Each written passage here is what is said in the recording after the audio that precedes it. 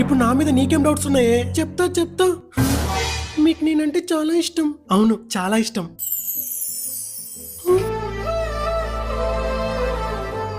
సరే, మీరు రోజు పాల ప్యాకెట్ తీసుకెళ్ళడానికి బయటకు వెళ్తున్నారు కదా, ఎందుకు లేటుకు వస్తున్నారు?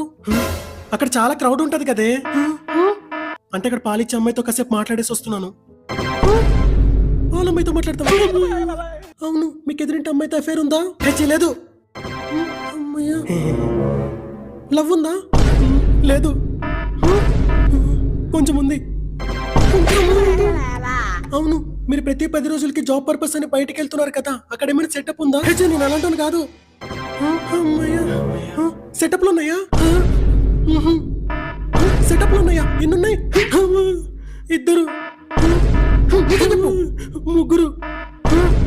3, ఆగాక చెబుతాను. 5.